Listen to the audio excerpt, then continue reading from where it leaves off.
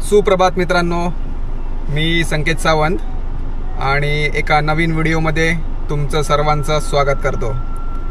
तुम्ही जर माझा लास्ट व्हिडिओ जर बघितला असेल, जो आपण एक्सप्लोर केलं होतं अंबरनाथ मधील पालेगाव इथे जे नवीन राधाकृष्णाचं टेम्पल झालं आहे, त्याला खूप लोकांनी चांगला प्रतिसाद दिला आहे। खूप लोकांच्या कमेंट आल्यात की ॲक्च्युली कुठे आहे हे मंदिर। तर हे मंदिर जे आहे ना, हे पालेगाव म्हणजे जर तुम्ही टुवर्ड्स शिळफाट्यावरून बदलापूर साईडला जर येत असाल पाईपलाईन मार्गे, नेवाळी नाका म्हणून एक नाका लागतो। सो तिथून आतमध्ये चिंचवली विलेज आहे। त्या चिंचवली विलेजकडे हे एक मंदिर ओपन झालं आहे। खूपच सुंदर असं मंदिर आहे आणि माझा मित्र एक प्रदीप म्हणून त्यांनी मला ते मंदिर सजेस्ट केलं होतं। सो खूप नाईस प्लेस आहे आणि आत्ता सध्याच त्याचं उद्घाटन झालं आहे। सो तुम्ही पण तुमच्या फॅमिलीसोबत जाऊ शकतात। व्हिडिओ बघितला नसेल तर इथे वरती मी तुम्हाला एक लिंक देईन, त्या लिंकच्या थ्रू तुम्ही तो व्हिडिओ बघू शकता आणि त्याच लिंक त्या व्हिडिओच्या डिस्क्रिप्शनमध्ये मी गुगल मॅपची पण लिंक टाकली आहे। सो तुम्हाला तिथे पोहोचण्यासाठी इझी होईल।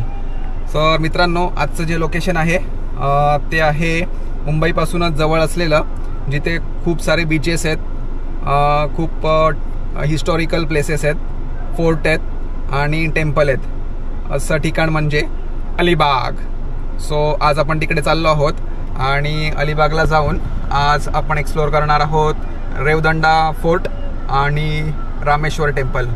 सो माझ्यासोबत आहे सँडी आणि हे माझे काका।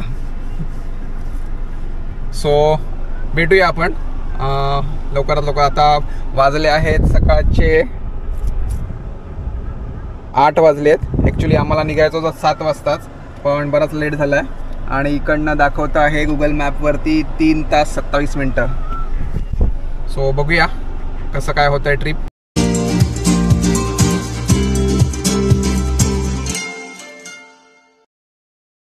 तर आता आपण पोचलो आहोत कर्नाळा रोडला आणि समोर तुम्हाला दिसत असेल तो कर्नाळा फोर्ट आहे आणि हा आहे आपला Mumbai Goa highway NH66।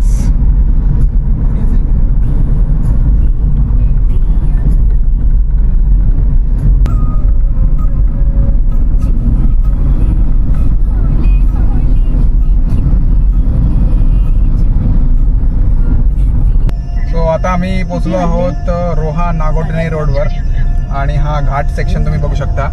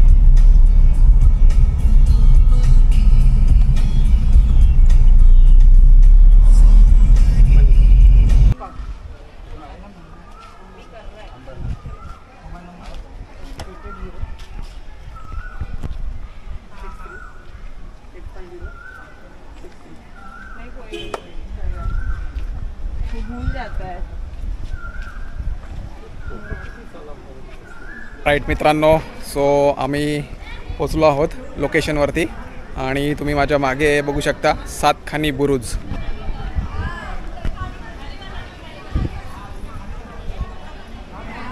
Wow, unbelievable.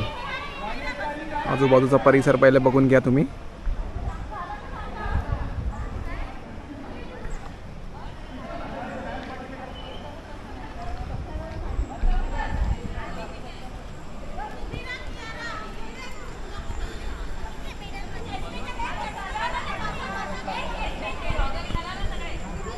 खूपच ओल्ड अशी वास्तू आहे ही.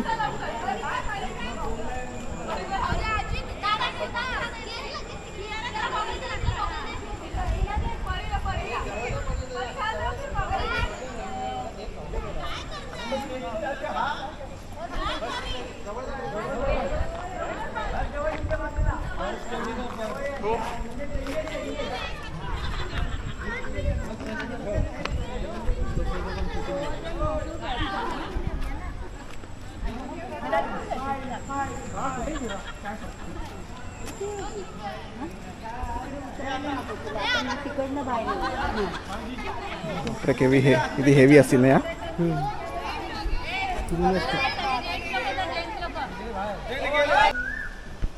बघू शकता मित्रांनो इथे तुम्ही.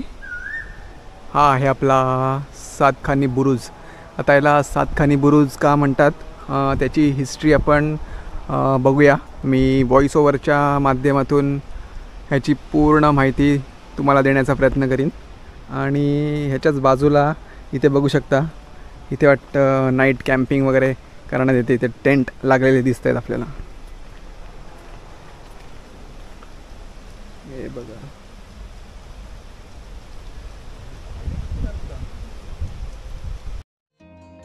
या ठिकाणचा इतिहास भगवान श्रीकृष्णाच्या प्राचीन पौराणिक काळापासून आहे.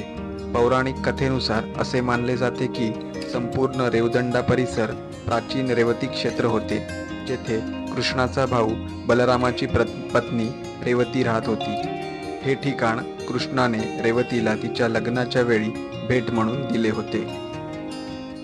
16व्या शतकाच्या आगमनाने पोर्तुगीजांनी या भागावर राज्य केले. रेवदंडा खाडी हळूहळू त्यांच्या व्यापाराचे एक महत्त्वाचे स्थान बनले, ज्यामुळे 1558 मध्ये रेवदंडा किल्ला तयार झाला. कॅप्टन सोज हा या किल्ल्याचा शिल्पकार होता.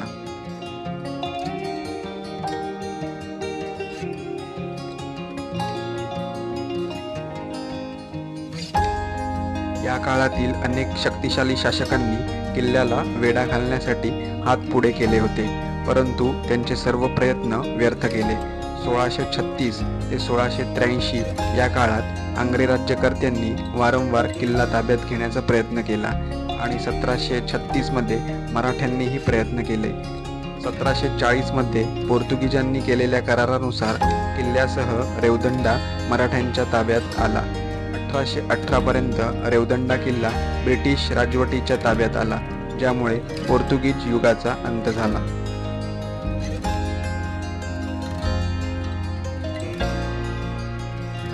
रेवदंडा किल्ला हा 16व्या शतकातील एक प्राचीन किल्ला आहे, जो सध्याच्या काळात अगदी जीर्ण अवस्थेत झाला आहे. अरबी समुद्राकडे तोंड असलेल्या पश्चिमेकडील भिंती कालांतराने खाऱ्या समुद्राच्या लाटांमुळे प्रचंड धूप झाल्या आहेत आणि सध्या पूर्णपणे उद्ध्वस्त झाल्या आहेत. अलिबाग आणि त्यांच्या आसपासच्या भागात येणाऱ्या पर्यटकांसाठी भेट देण्यासारखे ठिकाण आहे. समुद्रातील जोरदार वारा आणि लाटांचा आवाज तसेच ऐतिहासिक अवशेष यामुळे रेवदंडा किल्ल्याला भेट देणे खूप खास बनते. काही तोफा इथे ठेवण्यात आलेल्या आहेत.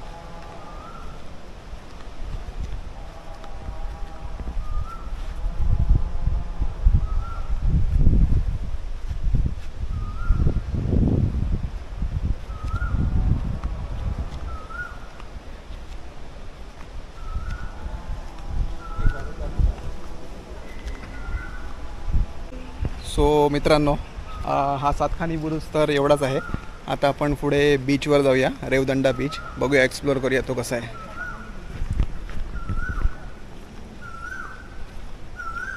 इथे बघू शकता मित्रांनो, अरेबियन सी कॅम्पिंग इथे कॅम्पिंग होऊ शकतं, टेंट वगैरे लागलेले आहेत. तर तुम्हाला कॅम्पिंग वगैरे करायचं असेल तर इथे करू शकता.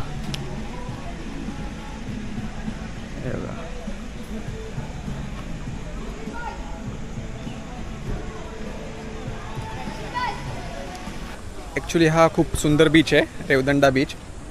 पण आता भरती असल्यामुळे बघूया आपल्याला तिकडे जायला मिळते का. अलिबागमधील हा सर्वात सुंदर बीच, परंतु भरती असल्यामुळे आम्हाला बीचवर जाता आले नाही. काही फोटो मी इथे देण्याचा प्रयत्न केला आहे.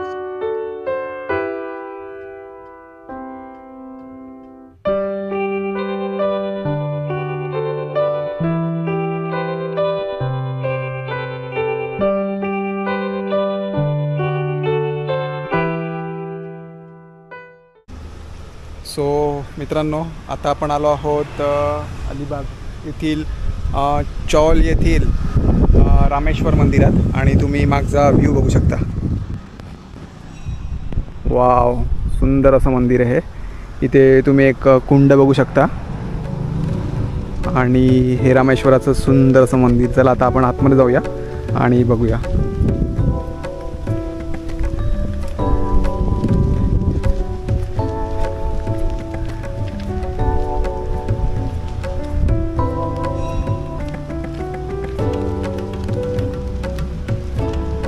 आजूबाजूचा परिसर खूपच शांत आणि सुंदर असं आहे. ब्युटिफुल टेम्पल आहे. ती बघू शकता, श्री क्षेत्र रामेश्वर चौल.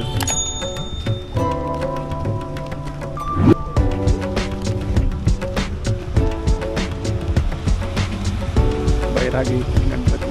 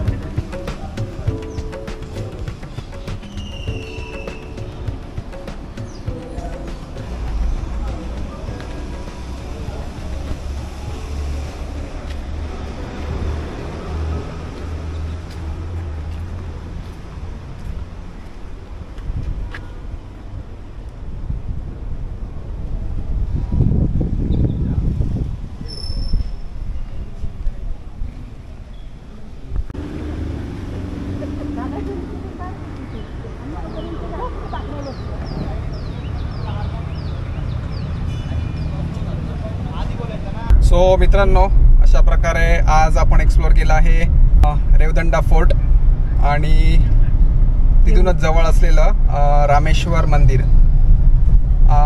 रेवदंडा फोर्टला भरती असल्यामुळे आम्हाला बीचवर नाही जाता आलं. आपण परत एकदा कधीतरी व्हिजिट करूया. सो तेव्हा आपण बीच पण एक्सप्लोअर करू. आता आम्ही चाललो आहोत, आता आम्ही लंच केला आणि आम्ही चाललो आहोत आता अलिबागला. अलिबागला पोचून मेन बाजारपेठेत आम्ही जाणार आहोत आणि तिथून जाऊन थोडंसं सामान घेणार तिकडनं आणि मग तिकडनं रिटर्न जर्नी चालू होणार आपली.